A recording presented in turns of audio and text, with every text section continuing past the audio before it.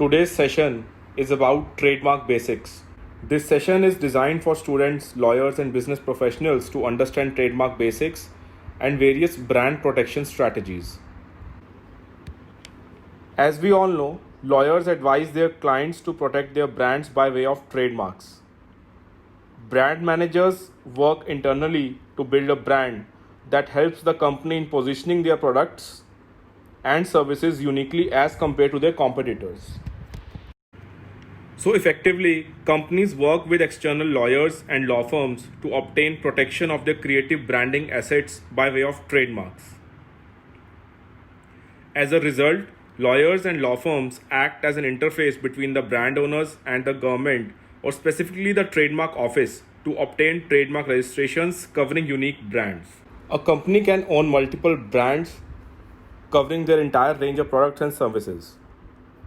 Similarly, a single brand can be protected by way of multiple trademarks to ensure complete protection. For example, in case of McDonald's, you have a unique logo that includes the iconic golden arches and of course a unique brand name that is written as McDonald's. So if we see this logo from the perspective of the brand owner, there are various elements involved in this logo. It includes the brand name, that is text, the logo, that is golden arches, and the tagline, that is written as I am loving it. So from the perspective of the company, this requires trademark protection by filing separate trademarks for each of these elements, along with another set of trademark applications to protect these in combinations. So for example, companies file these trademark applications as a combination of the brand name plus logo, the brand name plus tagline, the logo plus tagline, also the brand name plus logo plus tagline as the overall combination. So now you can see that to enforce this brand in market and to ensure appropriate protection, companies need to do a lot of effort from the point of view of trademarks. They can't simply depend on a single trademark application that will give them complete set of legal rights. The protection is complete only when various elements of this brand are protected on a standalone basis and in combination. So that is why you will find multiple trademarks that will include just the logo, that is the traditional golden arches, logo plus text. When I say text, I am talking about the word McDonald's. So logo plus text is subject matter of another trademark. Then comes the tagline, which is I am loving it. So the tagline has to be combined with both the logo and the brand name to make sure the entire brand identity is protected. So this is where the advisory comes into picture, where you have to decide that how to protect the brand appropriately with regards to the trademarks that have to be filed. There is no thumb rule as to how many trademarks are required for a single brand. It all depends and varies from brand to brand and the various elements that are contained within the same brand. So this strategy is generally known as brand protection strategy, and it is important to reduce the chances of the unauthorized use of brand, and it helps the brand owner in strong enforcement of trademark rights in case of trademark infringement.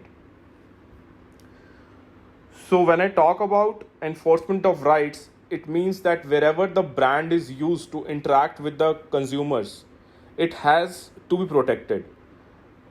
As you see, the logo here has a superfix of symbol R that depicts the registered trademark. Similarly, somewhere you will see similar superscript or a logo or a symbol TM.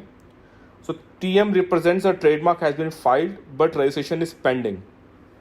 And if you see a brand that has neither symbol of TM nor R, so that means the trademark has not been filed. So these are the legal requirements for brand owners to depict the kind of rights that are associated with a particular brand. So for applications that have been filed, pending trademarks you have to depict by way of symbol TM. For registered trademarks you have to depict by way of symbol R. These are the legal requirements coined in the law, and there are severe penalties associated if these are not complied with. So for example, if a company has filed for a trademark and after filing they can't directly write R till the time they obtain the registration certificate. Similarly, companies that have not filed any trademark, they can neither write R nor they write TM. It is against the provisions of the law. And for companies that have registration certificate, they have to write R to denote to the public that the trademark is registered and the rights are governed by the trademark law of that country. When I talk about trademark infringement, infringement means unauthorized or illegal use of the trademark, which means that there are certain businesses that are run just to dilute the brand value of an existing brand. To prevent that kind of unauthorized use and to prevent infringing activities, having a registered trademark is really helpful, and it helps to approach the brand owners to approach the court and to seek appropriate commercial damages and injunctions. That means legal orders to stop the unauthorized use of their brands by third parties. So we will today discuss a case study about a hypothetical brand, and we will understand how brand protection strategies are developed. So as an example, let's assume that a client approaches a law firm for a meeting and the client comes with a new business idea. The new business idea is about starting a fitness studio along with an in-house cafe offering healthy food and drink options. Let's further assume that the brand name selected by the client is EndurFit. So the first and foremost discussion should be around various aspects of the business model. When I talk about the business model, it means that as a legal advisor, and when the scope of work includes protection of the brand by way of trademark, we need to first understand the consumer facing aspects of the business. The consumer facing aspects means at what all points there is a contact between the business activity and the consumer, because that is where the commercial transactions will take place. That is where the right kind of protection by way of trademark is required, and that is the place where the chances of infringement and unauthorized use of the brands are high. So let us walk through this entire scenario to determine what are the consumer facing aspects of this business. As a starting point, to avail the benefits of the business, the consumer has to walk into this fitness studio first, and after the customer walks into the fitness studio, the consumer has to complete the registration process to become a member. After the initial registration formalities are completed, the member can avail services like using the fitness equipments or availing additional services like personal training, diet planning, or buying healthy foods and drinks from the in-house cafe. During the brainstorming session to develop a brand protection strategy, and before filing any trademark application, it is important to review the intersection between the brand and the consumers. This intersection, as I explained earlier, defines the commercial area or the commercial jurisdiction where the brands interact with consumers across various activities. While this interaction happens, the consumers are able to relate to the brand by way of its unique identity, and that unique identity requires the protection under the trademark law. So while analyzing the business model, we can determine that there are various touch points between the business and the consumer. Some of these touch points can include the business is providing a fitness studio to the consumer as a service. The business is providing fitness training services to the consumers. The business is providing diet planning to the consumer as a service.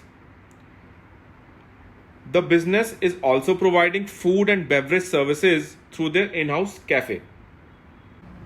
When the members are utilizing the benefits of the cafe, they are buying certain food and beverage products. And when those products are delivered to the members, they are delivered by way of packaging. And that packaging material can also have branding elements. And similarly, you will have branded tissue papers, etc. So I'll walk through these all aspects in detail now. When we talk about the point of view of providing fitness studio as a service, this means the consumer is interested in availing the benefits of the business, and one of the primary business activities is providing fitness activities. That means providing a place to the consumer where the consumer can walk in, consumer can use the fitness equipment, consumer can use the fitness premises and avail these activities. So this is one part of the commercial transaction between the business and the consumer. Similarly, when the consumer becomes a member of the studio, and as a member, as all members, they are availing these fitness services. They might be requiring certain personal trainers. So then you have another subcategory of this service which is called fitness training. So the difference between point 1 and point 2 is, in point 1 the member simply walks in and uses the equipment. In point 2, apart from using the equipment, the business is providing certain personalized training to the consumers. So these two are different services as per law. As we will see subsequently why I am stressing on these differences. Now when the member is focusing on the fitness activities and fitness training sessions, the member can also avail services for diet planning through a certified nutritionist. So these diet planning services are also offered by the same studio. They may have certain diet planners on board, those who are working with the fitness studio, and they will work on a one-on-one basis as counselors with the individual members to provide them diet planning services. So this service again has a distinct definition which is different from the earlier services. After availing these fitness services, since in the same premises there is a cafe available, so members can walk into the cafe and they can place orders for food and beverages. So when these services are being offered as a food and beverage outlet, this is categorized as a different service. And when members are placing their order for food and beverage products, the members are placing order to the cafe that is offering these services. And after placing the order, the cafe is selling these products. So selling a particular range of products and selling those products, these are different categories of business. Selling means offering a service, and then once services is offered, then the same set of services are processed to provide the desired food and beverage products as ordered by the customer. While completing this order, the products are sold in the branded packaging material. These can include carry bags, tissue papers, plates. So these are also branded. So these are not part of the earlier services. So to decide the brand protection strategy, we need to dissect the business model into these various category of products and services, which will play an important role in deciding how many trademark applications are required to be filed. So as a trademark lawyer, as a trademark expert, as a branding expert, these aspects are crucial to understand and decide the relevant goods and classes. I'll briefly discuss these goods and classes. So the classification is called NICE classification. It is established under the NICE agreement, and it discloses an international classification of goods and services that are applied for registration of trademarks. The nice classification description is available on the website of WIPO, that is World Intellectual Property Organization.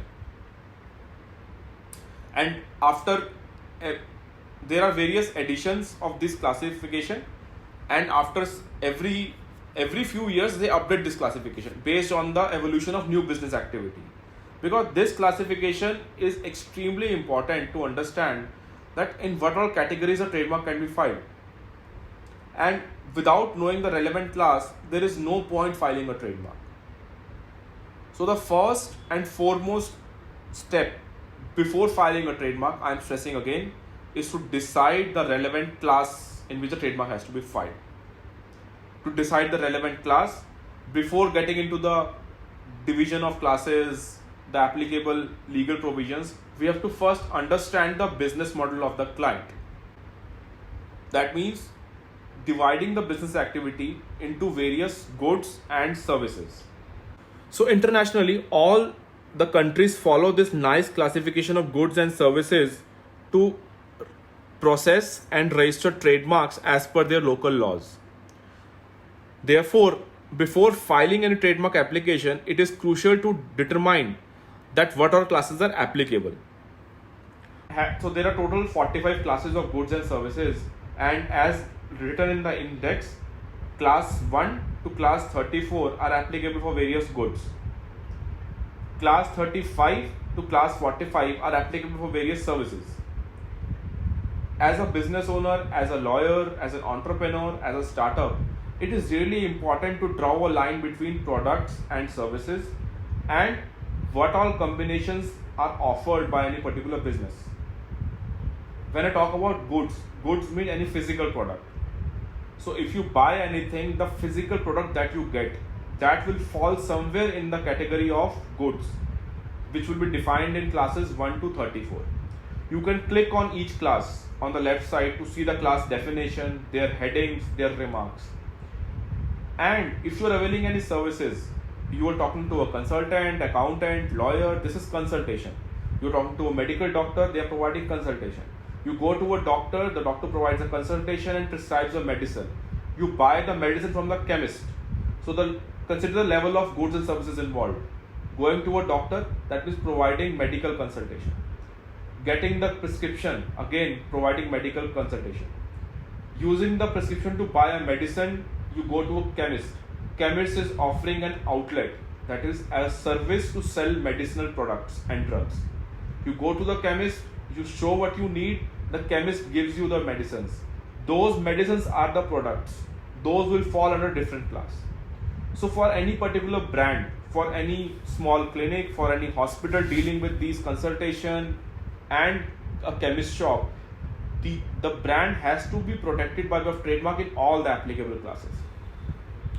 If it is not filed in any of these classes, that means the chances are high that someone else can file a trademark in these classes or someone else can launch a competing business. So therefore, I'm again stressing on this, understanding the applicability of relevant class is extremely important before filing any trademark. It doesn't matter if you're going through the best lawyer. As a brand owner, it is your job to describe your business, because lawyers can then only put that desired business activity into a relevant class. As advisor, we can't run the business as an entrepreneur. It has to come from the client side. And as a brand manager, it becomes our duty to describe to the lawyer that what all activities we are offering right now, or what all activities we plan to offer in the near future. Based on that, the relevant classes of goods and services are decided. So for the example of EndureFit that we have discussed right now, these are the general classes which can be applicable. The first point of interaction between the consumer and the brand is providing a fitness studio as a service. This falls under the scope of class 41. Providing fitness training as a service, this can also fall under the class 41. Providing diet planning services, this can also fall under class 41. I have not written here, but if a medical expert is providing the service, it will fall under the class of medical consultation also. So we'll discuss the specific examples in detail subsequently, but as of now it is important to understand the basics of these classes. Now, in the same premise, since the business is offering food and beverage services through the in-house cafe, so that will fall under class 43. In the cafe, they are selling products. They are maybe selling juices, they will be selling healthy snacks, they will be selling coffee. So these products fall under class 30. And as an example of coffee or juice, these products are being sold in a particular, let's say, cup or a bottle or a jar. These packaging materials will have the branding of the company. So, and obviously along with these products, they will offer tissue papers, which are generally branded. So these products will fall under classes 16 and 21. Filing a single trademark in a single class can be really detrimental for the brand. We cannot have a brand or a business that is offering a diverse mix of products and services and it simply has single trademark application. That is the biggest mistake a brand can make. So the right kind of brand protection strategy will be to decide these relevant classes and make sure the trademark is filed with the right set of description in each of these classes. For example, when I talk about class 30, what all food products are available in the menu, those have to be mentioned in the description, and for future you can mention some related products also. But don't make it too broad, so there are some products like, let's say, packaged snacks. If that is not the plan of the business, then there is no point mentioning that. So these all nitty-gritties have to be decided before filing of trademark, that even after deciding the class, what all text has to be given. When we, in subsequent sessions, when we discuss the filing, so I will give you the details that how to write the application, how to describe each of these goods and services in the description part. But before that, the purpose of today's session is to understand how to divide a business activity into various classes. So now you see a single business idea, a single company has a unique business model, and based on general information, there are almost 4 to 5 classes that are relevant. And in each of these classes, you have to combine the various elements of the brand, like we discussed in the case of McDonald's. You can't just simply have a thumb rule of one application in each class. No, you can start with that, but after filing, you need to build the brand portfolio. And brand portfolio means each and every element of the brand is protected by way of trademark, and that element can be on standalone basis, individual basis, or in combination with other elements. So I'll repeat the McDonald's example: brand plus logo plus text, text plus tagline, text plus logo plus tagline as a combination, as an overall combination. So when companies say that we have a brand portfolio, we have a portfolio of trademarks, this is what they exactly mean. That they have a portfolio of trademarks, and each trademark is aimed at protecting a particular class of goods or service, and each trademark is aimed at protecting a particular element of the brand. And when you review these elements all together, you will see the desired protection that is governed by the appropriate trademarks. So now, this looks quite simple at the starting, but once you get into the details, the searching, so the first step is trademark search. That trademark search is useful to determine if there are any conflicting or similar marks that are existing in the present records of the trademark office. Because there is no point filing trademark for a particular brand which is already similar to existing trademarks. That will again solve no particular purpose. That will lead to wastage of time, wastage of money, and in case you face that kind of roadblock at later stage because of similar existing brands, you have to start the overall process again. So that is again not advisable for any brand owner to file for trademark without conducting a thorough search. To conduct a thorough search, we need to understand the applicable classes, and in each of the classes we have to conduct that particular search. After search, the next step is trademark filing. Once you decide the relevant class, to decide the relevant description of goods and services, and the trademark search is clear, that is, no similar conflicting marks exist, then we approach the filing step. Filing means compiling the documents and filing the application with the trademark office. It is mostly done through the e-filing mechanism, and after filing, then we will discuss trademark procedure, that will have all the steps followed by the trademark office and all the proceedings that take place after filing of application.